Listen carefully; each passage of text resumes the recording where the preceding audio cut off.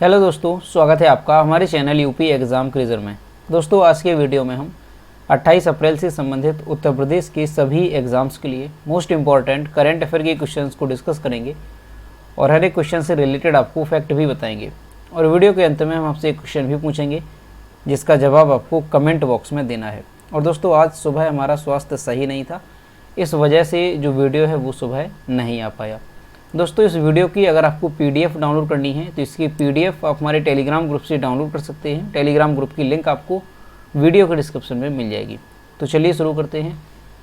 दोस्तों, इस सेशन शुरू करने से पहले कुछ सूचकांक हैं जो 2022 में जारी किए गए, वो देख लेते हैं। भ्रष्टाचार दाड़ा सूचकांक 2021 जारी किया गया।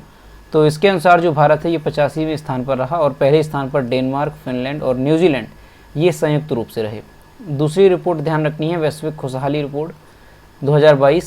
इसमें जो भारत है वो 136वें स्थान पर रहा और जो फिनलैंड है ये पहले स्थान पर रहा। IQ ईयर की 2021 की विश्व वायु गुणवत्ता रिपोर्ट जारी की गई। इसके अनुसार ये बताया गया कि सबसे प्रदूषित जो राजधानी है दुनिया की वो दिल्ली है और सबसे प्रदूषित देश है कौन सा? बांग्लादेश। और जो हमारा भारत है ये 5वें नंबर पर सबसे प्रदूषित देश है। अगली रिपोर्ट ध्यान रखनी है सीपरी की, जो 2021 जारी की गई थी और इसके अनुसार ये बताया गया कि सर्वाधिक हथियार आयातक देश कौन सा रहा? तो भारत। और सर्वाधिक हथियार निर्यातक देश कौन सा रहा? तो वो रहा था अमेरिका। अगली रिपोर्ट ध्यान रखनी है टॉमटॉम ट्रैफिक इंडेक्स 2021। दोस्तों, इसके अनुसार ये बताया गया कि दुनिया का सबसे भीड़ भाड़ वाला शहर कौन सा रहा? तो तुर्की का है इस्तांबुल।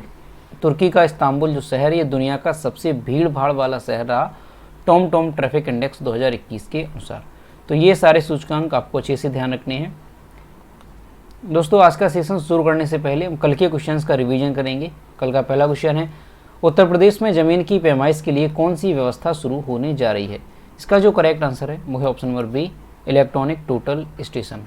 अगला क्वेश्चन है, हाल ही में किस राज्य ने ऑपरेशन कायाकल्प के तहत राजपत्रित अधिकारियों द्वारा परिषदीय स्कूलों को गोद लेने के निर्देश जारी किए? तभी जो है उत्तर प्रदेश सरकार ने इस तरह के निर्देश जारी किए हैं। और दोस्तों, अगर आपको उत्तर प्रदेश करंट अफेयर की साल 2021 की पीडीएफ डाउनलोड करनी है तो इसकी लिंक आपको वीडियो के डिस्क्रिप्शन में मिल जाएगी, वहां से आप इस पीडीएफ को डाउनलोड कर सकते हैं। इस पीडीएफ में हमने जनवरी से लेकर के दिसंबर 2021 तक के उत्तर प्रदेश करंट अफेयर के सभी इंपॉर्टेंट क्वेश्चंस को विस्तार पूर्वक बताया है। और दोस्तों, इसके साथ ही अगर आपको मंथली पीडीएफ डाउनलोड करनी है जैसे मार्च 2022 मंथ की, इसके अलावा फरवरी या जनवरी, तो इसकी लिंक भी आपको वीडियो के डिस्क्रिप्शन में मिल जाएगी। तो वहाँ से आप ये दोनों पीडीएफ डाउनलोड कर सकते हैं। और दोस्तों, ये जो उत्तर प्रदेश करंट अफेयर की पीडीएफ है इसमें हमने करंट अफेयर के साथ साथ यूपी जीके के जो मोस्ट इंपॉर्टेंट टॉपिक हैं उसको भी कवर किया है। और दोस्तों, पीडीएफ डाउनलोड करने में अगर कोई भी प्रॉब्लम होती है तो साइट पर आपको व्हाट्सएप नंबर और ईमेल मिल जाएगा जिस पर आप कॉन्टैक्ट कर सकते हैं। अगला क्वेश्चन है, प्रधानमंत्री स्वनिधि योजना के क्रियान्वयन में वाराणसी देश भर में किस स्थान पर रहा? तो जो वाराणसी है ये पहले स्थान पर रहा। अगला क्वेश्चन है, IPL में 6000 रन बनाने वाले दूसरे क्रिकेटर निम्न में से कौन बन गए हैं? तो ये बन गए हैं शिखर धवन। और इनसे पहले कौन बने थे? तो ध्यान रखना है विराट कोहली। अगला क्वेश्चन है, एलन मस्क ने ट्विटर को कितने बिलियन डॉलर में खरीदने की घोषणा की है? तो जो एलन मस्क हैं इन्होंने 44 बिलियन डॉलर में ट्विटर को खरीदने की घोषणा की है। अगला क्वेश्चन है, विश्व बौद्धिक संपदा दिवस निम्न में से किस दिन मनाया जाता है? तो विश्व बौद्धिक संपदा दिवस जो है ये 26 अप्रैल को मनाया जाता है। अगला क्वेश्चन है, कितने राज्यों के गवर्नर रहे कांग्रेस के वरिष्ठ नेता के शंकर नारायण का पालक्काड केरल में उनके आवास पर निधन हो गया? तो दोस्तों, ये जो वरिष्ठ नेता थे कांग्रेस के शंकर नारायण ये 6 राज्यों के राज्यपाल रहे थे। अगला क्वेश्चन है, किस देश में हुए राष्ट्रपति चुनाव में इमैनुअल मैक्रोन लगातार दूसरी बार देश के राष्ट्रपति बन गए हैं? तो फ्रांस के ये दूसरी बार राष्ट्रपति बन गए हैं। अगला क्वेश्चन है, हाल ही में यूक्रेनी राष्ट्रपति वोलोदिमीर जेलेंस्की सहित कितने लोगों को जॉन एफ कैनेडी पुरस्कार से सम्मानित किया गया? तो 5 लोगों को। तो दोस्तों, ये थे कल के क्वेश्चंस जिसका हमने रिवीजन किया। अब हम शुरू करते हैं आज का सेशन। आज का पहला क्वेश्चन है, हाल ही में किस राज्य के गृह विभाग ने सभी थानों में साइबर हेल्प डेस्क स्थापित करने का निर्णय लिया? इसका जो करेक्ट आंसर है वो है option number B, Uttar Pradesh सरकार ने। 26 अप्रैल 2022 को उत्तर प्रदेश सरकार के एक प्रवक्ता ने ये जानकारी दी कि गृह विभाग ने साइबर अपराध की जांच के लिए, ध्यान रखना है, साइबर अपराध की जांच के लिए एक बड़ी कार्य योजना तैयार की है और सभी थानों में साइबर हेल्प डेस्क स्थापित करने का निर्णय लिया है। लखनऊ में एक डिजिटल फॉरेंसिक लैब और हर जोन स्तर पर एक साइबर फॉरेंसिक लैब स्थापित की जाएगी। साथ ही हर जिले में प्रमाणित अपराध रोकथाम विशेषज्ञ भी नियुक्त किए जाएंगे। तो दोस्तों, उत्तर प्रदेश सरकार जो है इस तरह की, जो यहाँ पर आपने देखा कि साइबर अपराध की जांच के लिए बड़ी कार्य योजना तैयार की है और इसके लिए सभी थानों में साइबर हेल्प डेस्क भी स्थापित की जाएगी। इसके अलावा लखनऊ में एक डिजिटल फॉरेंसिक लैब और हर जोन स्तर पर एक साइबर फॉरेंसिक लैब स्थापित की जाएगी और इसके साथ ही हर जिले में प्रमाणित अपराध रोकने के लिए विशेषज्ञ भी नियुक्त किए जाएंगे। तो उत्तर प्रदेश सरकार जो है ये साइबर अपराधों के मामले में एक बड़ी कार्रवाई करने जा रही है। अगला क्वेश्चन है, पंचायती राज दिवस पर उत्तर प्रदेश को कुल कितने पंचायती राज पुरस्कार मिले? इसका जो करेक्ट आंसर है वो है ऑप्शन नंबर डी, कुल 28 पुरस्कार। दोस्तों, यहाँ पर आप देखेंगे कि उत्तर प्रदेश को विभिन्न श्रेणियों में कुल 28 पुरस्कार मिले। दोस्तों, कौन कौन से जो पुरस्कार हैं वो उत्तर प्रदेश को मिले हैं, तो यहाँ पर आप देखेंगे नानाजी देशमुख राष्ट्रीय गौरव ग्राम सभा पुरस्कार, ये किसे मिला है? तो उत्तर प्रदेश के सिद्धार्थनगर की ग्राम पंचायत है हंसुडी औसानपुर, इसे मिला है नानाजी देशमुख राष्ट्रीय गौरव ग्राम सभा का पुरस्कार। अगला है पुरस्कार ग्राम पंचायत विकास योजना पुरस्कार, ये किस ग्राम पंचायत को मिला है? तो ये मिला है ग्राम पंचायत अटपुर जो कि बरेली की है। अगला अवार्ड है बाल मैट्रिक ग्राम पंचायत पुरस्कार, ये मिला है ग्राम पंचायत रामपुरा को जो कि जालौन डिस्ट्रिक्ट में है। अगला अवार्ड है पंडित दीनदयाल उपाध्याय पंचायत सशक्तिकरण पुरस्कार, ये किसे मिला है? तो जिला पंचायत जालौन और मिर्जापुर को, ठीक है, ये दोनों को मिला है पंडित दीनदयाल उपाध्याय पंचायत सशक्तिकरण पुरस्कार। अगला आपको ध्यान रखना है पंडित दीनदयाल उपाध्याय पंचायत सशक्तिकरण पुरस्कार, ये किसे मिला? तो नौझील, मथुरा, पथरदेवा, देवरिया और बंगरा जो कि झांसी में है, इसे मिला है पंडित दीनदयाल उपाध्याय पंचायत सशक्तिकरण पुरस्कार। इसके साथ ही दोस्तों और भी कई सारे पुरस्कार हैं जो उत्तर प्रदेश की ग्राम पंचायतों को मिले हैं। कौन से? पंडित दीनदयाल उपाध्याय पंचायत सशक्तिकरण पुरस्कार। ये सारे नाम आप इसे जो है वीडियो को पॉज करके एक बार इसको पढ़ लीजिएगा, काफ़ी इंपॉर्टेंट है। और दोस्तों ये आपको अच्छे से ध्यान रखना है कि राष्ट्रीय स्तर पर पंचायतों में ई गवर्नेंस कार्यों हेतु जो उत्तर प्रदेश से इसे तृतीय पुरस्कार मिला है। ठीक है, अगर पूछा जाए कि राष्ट्रीय स्तर पर पंचायतों में ई गवर्नेंस कार्यों हेतु उत्तर प्रदेश को जो है कौन सा स्थान मिला है, तो उत्तर प्रदेश को तीसरा स्थान मिला है। अगला क्वेश्चन है, उत्तर प्रदेश संगीत नाटक अकादमी में किस नाम से सामुदायिक रेडियो स्टेशन लॉन्च किया जाएगा? इसका जो करेक्ट आंसर है वो है ऑप्शन नंबर सी, जय घोष के नाम से। हाल ही में संस्कृति विभाग ने बताया कि उत्तर प्रदेश संगीत नाटक अकादमी में जय घोष नामक सामुदायिक रेडियो स्टेशन लॉन्च किया जाएगा। इस रेडियो स्टेशन का उद्देश्य क्या होगा? तो उत्तर प्रदेश की अनूठी सांस्कृतिक पहचान को बनाए रखना और इसे बढ़ावा देना और इसे जो है लोकप्रिय बनाना, इस रेडियो स्टेशन का उद्देश्य होगा। संस्कृति विभाग अमृत महोत्सव के अवसर पर राज्य के 75 जिलों के समृद्ध इतिहास को दर्शाने वाली 75 पुस्तकों का प्रकाशन के साथ साथ देशभक्ति पर आधारित 75 लघु फिल्मों का निर्माण और प्रदर्शन भी करेगा। तो ये आपको अच्छे से ध्यान रखना है कि जो संस्कृति विभाग है वो आज़ादी के अमृत महोत्सव के अवसर पर राज्य के 75 जिलों के समृद्ध इतिहास को दर्शाने वाली 75 पुस्तकों का प्रकाशन करेगा और इसके साथ ही 75 लघु फिल्मों का निर्माण और प्रदर्शन भी करेगा। इसके अतिरिक्त संस्कृति विभाग द्वारा अपनी 6 महीने की कार्य योजना के तहत हर जिले में एक जिला एक विशेष सांस्कृतिक कार्यक्रम भी आयोजित किया जाएगा। तो दोस्तों ये जो है आज़ादी के अमृत महोत्सव के अवसर पर जो संस्कृति विभाग है ये सारे जो कार्यक्रम है वो लॉन्च किए जाएंगे संस्कृति विभाग की ओर से। और यहाँ पर ये आपको अच्छे से ध्यान रखना है कि संस्कृति विभाग ने जो है उत्तर प्रदेश संगीत नाटक अकादमी में जय घोष नामक सामुदायिक रेडियो स्टेशन जो है अभी लॉन्च किया है। अगला क्वेश्चन है, देश का पहला अमृत सरोवर उत्तर प्रदेश के किस जिले में बनकर तैयार हुआ? इसका जो करेक्ट आंसर है वो है ऑप्शन नंबर बी, रामपुर में। दोस्तों उत्तर प्रदेश में जो है देश का पहला अमृत सरोवर बनकर के तैयार हुआ है। ये कहाँ पर बनकर के तैयार हुआ? तो रामपुर के पटवाई गांव में ये जो है अमृत सरोवर बना है। दोस्तों ये अमृत सरोवर बनने से जो है जल संरक्षण को प्रोत्साहन मिला है और पर्यटन के साथ साथ जो है भूजल स्तर भी बढ़ेगा जो ये अमृत सरोवर बनाए जाएंगे। दोस्तों क्या है कि जो प्रधानमंत्री नरेंद्र मोदी हैं उन्होंने एक योजना जो पहल है वो देश में शुरू की है। जम्मू कश्मीर में उन्होंने जो है इस योजना की घोषणा की थी कि देश के हर ज़िले में देश में जो है हर जिले में 75 अमृत सरोवर बनाए जाएंगे। ये योजना थी अमृत सरोवर पहल जो है उन्होंने जम्मू कश्मीर में घोषणा की है और इसी के तहत जो है हर एक जिले में 75 अमृत सरोवर बनाए जाएंगे। और इसी योजना के तहत जो देश में सबसे पहले अमृत सरोवर बना है वो कहाँ पर बना है, तो ये हमारे उत्तर प्रदेश में बनकर के तैयार हुआ है, रामपुर के पटवाई गांव में ये बना है। तो इस वजह से ये क्वेश्चन मोस्ट इंपॉर्टेंट है, इसे आपको अच्छे से ध्यान रखना है। आने वाले एग्जाम में ये क्वेश्चन आपसे जो है जरूर पूछा जाएगा, तो अच्छे से ध्यान रखना है। अमृत सरोवर पहल के तहत जो है देश में बनने वाला पहला अमृत सरोवर कहाँ पर बनकर तैयार हुआ, तो उत्तर प्रदेश में किस जिले में, रामपुर में और पटवाई नामक गांव में। अगला क्वेश्चन है 21वीं वर्ल्ड कांग्रेस ऑफ अकाउंटेंट्स 2022 की मेजबानी कौन सा देश करेगा। इसका जो करेक्ट आंसर है वो है ऑप्शन नंबर ए, हमारा देश भारत।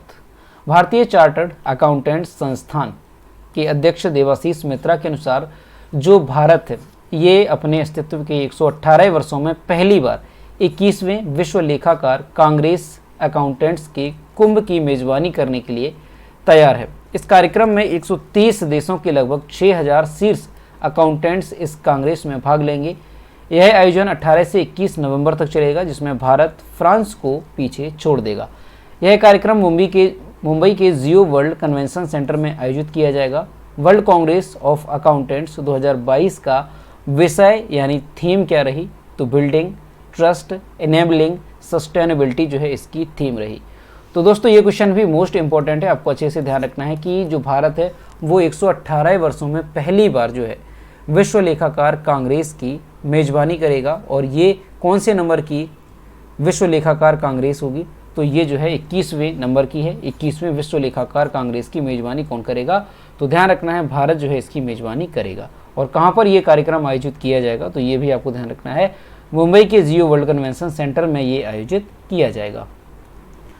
दोस्तों वर्ल्ड कांग्रेस ऑफ अकाउंटेंट्स की जो शुरुआत है वो कब हुई थी, तो ये आपको ध्यान रखना है 1904 में। 1904 में जो है शुरुआत हुई थी किसकी, वर्ल्ड कांग्रेस ऑफ अकाउंटेंट्स की। और अगर भारत की बात की जाए कि भारतीय चार्टर्ड अकाउंटेंट्स की जो संस्थान है इसका गठन कब हुआ था, तो 1 जुलाई 1949 को। ठीक है, ये तो है विश्व का। और अगर ये देखा जाए कि जो भारतीय चार्टर्ड अकाउंटेंट संस्थान है इसकी जो स्थापना है वो कब हुई, तो इसकी स्थापना हुई है, ध्यान रखना है 1 जुलाई 1949 को। और दोस्तों भारतीय चार्टर्ड अकाउंटेंट संस्थान का हेडक्वार्टर कहाँ पर है, तो नई दिल्ली भारत में इसका जो है हेडक्वार्टर है। अगला क्वेश्चन है किस राज्य की पल्ली ग्राम पंचायत भारत की पहली कार्बन न्यूट्रल पंचायत बन गई है। इसका जो करेक्ट आंसर है वो है option number B, Jammu Kashmir. प्रधानमंत्री नरेंद्र मोदी ने जम्मू और कश्मीर के सीमावर्ती क्षेत्र सांबा के पल्ली में 500 केवी का सौर संयंत्र राष्ट्र को समर्पित किया। इससे यह देश की पहली कार्बन न्यूट्रल पंचायत बन गई है। केंद्र सरकार के ग्राम ऊर्जा स्वराज कार्यक्रम के तहत 6408 वर्ग मीटर के कुल क्षेत्रफल वाले 1500 सौर पैनल मॉडल पंचायत में 340 घरों को स्वच्छ बिजली प्रदान करेंगे। भारत के पहले कार्बन न्यूट्रल सौर गांव के रूप में इस गांव ने जो है इतिहास रचा है। तो दोस्तों ये क्वेश्चन भी मोस्ट इंपॉर्टेंट है, इसे भी आपको अच्छे से ध्यान रखना है, इसे नोट भी करना है कि जो जम्मू कश्मीर की ग्राम पंचायत है पल्ली, ये जो है देश की पहली कार्बन न्यूट्रल पंचायत बन गई है। केंद्र सरकार की जो ग्राम ऊर्जा स्वराज कार्यक्रम है इसके तहत 6408 वर्ग मीटर के कुल क्षेत्रफल वाले 1500 सौर पैनल मॉडल पंचायत में बिजली प्रदान करेंगे। तो इस वजह से जो ये पल्ली ग्राम पंचायत है ये देश की पहली कार्बन न्यूट्रल पंचायत बन गई है, इसे आपको अच्छे से ध्यान रखना है, ये क्वेश्चन जो है काफ़ी इंपॉर्टेंट है। अगला क्वेश्चन है हाल ही में किसे Laureus sportsman of the year 2022 से सम्मानित किया गया। इसका जो करेक्ट आंसर है वो है option number C, Max Verstappen को। इमेज में देख सकते हैं ये है मैक्स वर्स्टैपन, जिन्हें जो है Laureus sportsman of the year 2022 से सम्मानित किया गया। F1 चैंपियन यानी फार्मूला 1 चैंपियन जो मैक्स वर्स्टैपन है, इन्हें 2022 Laureus sportsman of the year चुना गया है। जबकि जमैका की जो ओलंपिक स्प्रिंटर एलेन थॉम्सन हीरा को Laureus sport women of the year से सम्मानित किया गया। तो दोनों नाम ध्यान रखने हैं। अगर पूछा जाए Laureus sports man of the year तो आपको ध्यान रखना है फार्मूला 1 के चैंपियन मैक्स वर्स्टैपन, और अगर ये पूछा जाए Laureus sports women of the year तो ये आपका आंसर हो जाएगा जमैका की ओलंपिक स्प्रिंटर हैं एलन थॉम्पसन हेराको। यह पुरस्कार 2021 की सबसे बड़ी खेल उपलब्धियों को सम्मान प्रदान करते हैं। पिछले वर्ष की उपलब्धियों में एक इतालवी पुरुष फुटबॉल टीम द्वारा यूरोपीय चैंपियनशिप जीती थी, जिसने परिणाम स्वरूप अपना दूसरा Laureus team of the year पुरस्कार जीता। तो दोस्तों काफ़ी इंपॉर्टेंट है, अच्छे से ध्यान रखना है। Laureus sports man of the year max Verstappen, और अगर ये पूछा जाए Laureus sport woman of the year तो आंसर हो जाएगा ओलंपिक स्प्रिंटर हैं एलन थॉम्पसन हेराको। ठीक है, तो दोनों नाम अच्छे से ध्यान रखने हैं। अगला क्वेश्चन है, हाल ही में किसे champions of the earth life time achievement award से सम्मानित किया गया? इसका जो करेक्ट आंसर है वो है option number A, sir David Attenborough. Image में देख सकते हैं ये सर डेविड एटनबरो, जिन्हें जो है चैंपियंस ऑफ द अर्थ के अवार्ड से सम्मानित किया गया है। संयुक्त राष्ट्र पर्यावरण कार्यक्रम ने सर डेविड एटनबरो को champions of the earth life time achievement award से सम्मानित किया। दोस्तों ये जो सर डेविड एटनबरो हैं ये जीव विज्ञानी, प्राकृतिक इतिहासकार और जाने माने ब्रॉडकास्टर हैं। यह पुरस्कार उन्हें प्रकृति की सुरक्षा और संरक्षण के लिए रिसर्च, डॉक्यूमेंटेशन और एडवोकेसी के प्रति समर्पण के लिए पुरस्कार दिया गया है।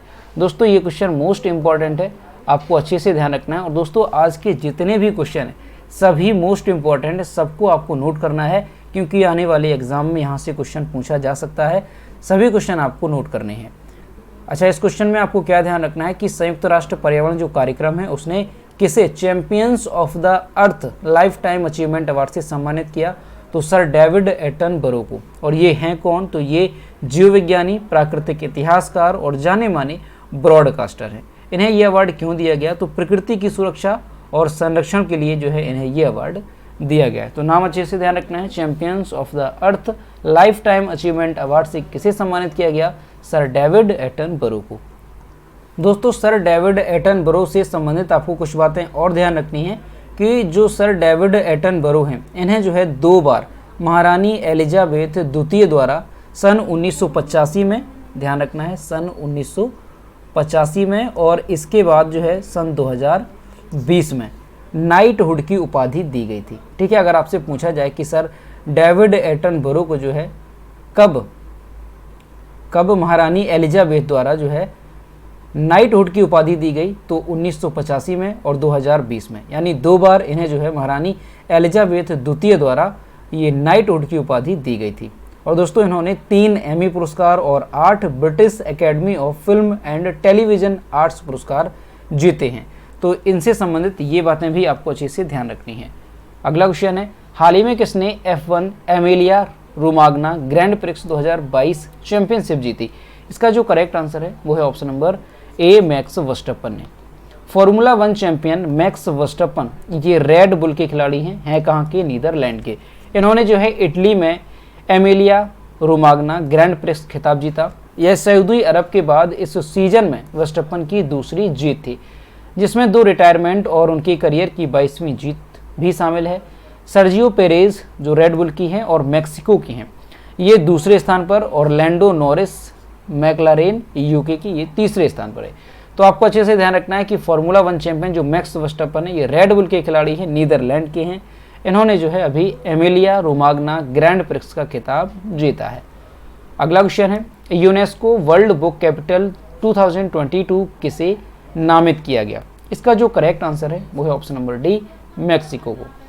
World book capital advisory committee की सिफारिश पर यूनेस्को के महानिदेशक ऑड्रे अजोले द्वारा ग्वाडलजारा मैक्सिको को वर्ष 2022 के लिए वर्ल्ड बुक कैपिटल नामित किया गया है।